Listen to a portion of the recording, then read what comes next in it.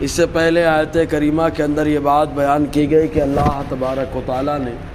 تمام انسانوں کو اپنی عبادت کرنے کا حکم عطا فرمایا، اور وجہ کیا بیان فرمائی؟ وجہ یہ کہ اللہ تعالیٰ نے تمہیں پیدا فرمایا، تمہارے باپ دادا کو پیدا فرمایا، تو سب سے بڑا احسان یہ کہ اللہ تعالیٰ نے تخلیق فرمایا۔ احسان کا شکرانہ ادا کرنا ہے تو اللہ تعالیٰ کی عبادت کرتے رہے، اور اللہ تبارک و تعالیٰ نے پھر اپنی نعمتوں کا ذکر فرمایا اس طور پر کہ زمین کا بچھونا اللہ تعالیٰ نے انسان کے لیے بچھایا،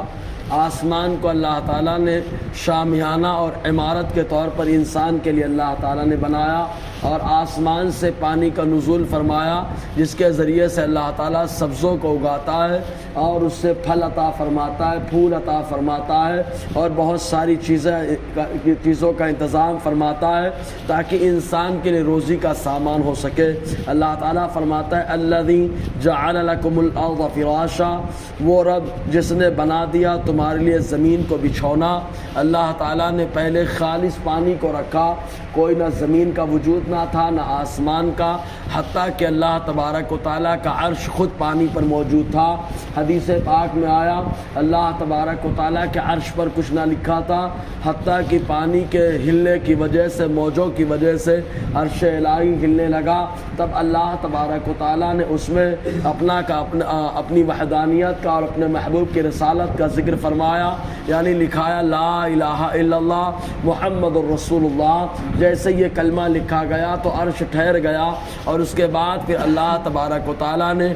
زمین کو اس انداز میں پیدا فرمایا کہ خانہ کعبہ جہاں پر موجود ہے وہاں پر ایک بلبلہ جس کو ہم لوگ جھاگ بھی کہتے ہیں، اللہ تعالیٰ نے اس کو پیدا فرمایا، پھر وہ جھاگ سخت ہو گیا اور وہ مختلف حصوں میں تقسیم ہو گیا، اسی کو اللہ تبارک و تعالیٰ نے زمین کی شکل عطا فرما دی۔ خود قرآن کہتا ہے والارض بعد ذلک دحاها، اور اس کے بعد اللہ تعالیٰ نے زمین کو پھیلایا، اور پھر آسمان اور زمین دونوں ملے ہوئے تھے۔ خود اللہ تعالیٰ قرآن میں فرماتا ہے ان السماوات والارض کانتا رتقا، کہ زمین و آسمان آپس میں ملے ہوئے تھے۔ پھر اس کے بعد اللہ تعالیٰ نے دونوں کو الگ کر دیا، اور سائنس بھی کہتی ہے کہ ایک زبردست دھماکہ ہوا جس کی وجہ سے آسمان الگ اور زمین الگ ہو گئی۔ اس طریقے سے اللہ تعالیٰ نے زمین کو بھی وجود بخشا اور آسمان کو وجود بخشا۔ تو رب فرماتا ہے جس نے تمہارے لیے زمین کو بچھونا بنا دیا، والسماء بناء، اور آسمان کو عمارت اور شامیانے کی شکل عطا فرمائی ہے۔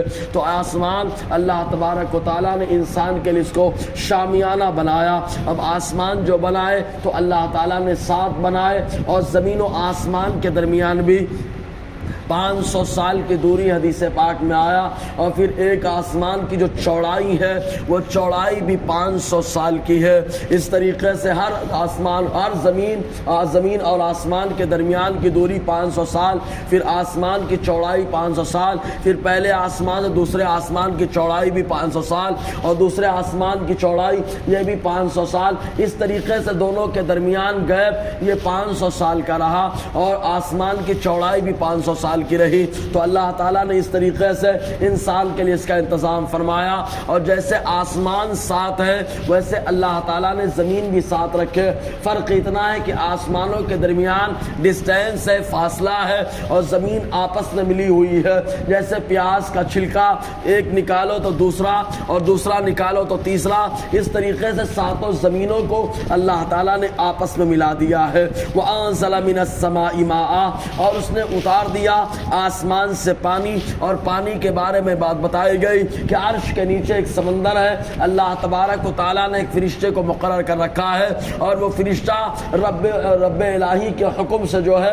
جہاں رب کا حکم ہوتا ہے وہاں وہ پانی لے کر کے جاتا ہے۔ فَأَخْرَجَ بِهِ مِنَ الثَّمَرَاتِ رِزْقًا، تو اللہ تبارک و تعالیٰ نے اس پانی کے ذریعے سے جو ہے پھلوں میں سے پیدا فرما دیا، نکال دیا، رزقا انسان تمہارے کھانے کے لیے، یعنی وہ پروردگار پروردگار جو انسان کو پیدا بھی فرمائے، وہ پروردگار جو انسان کے رہنے کے لیے زمین کو بنائے، وہ پروردگار جس نے آسمان کو انسان کے لیے بنایا، وہ پروردگار جس نے پانی بھی انسان کے لیے اتارا اور زمین سے روزی بھی اللہ تعالیٰ نے انسان کے لیے نکالی، تو اب اللہ تبارک و تعالیٰ کا حکم آیا کہ عبادت کرو اللہ کی اور اللہ کے علاوہ کسی کو مت شریک ٹھہراؤ۔ خود اللہ تعالیٰ آگے ارشاد فرماتا ہے، انشاءاللہ اس پر روشنی رہے گی۔ اللہ تعالیٰ ہم سب کو فیضان قرآن، برکات قرآن سے مالا مال فرمائے۔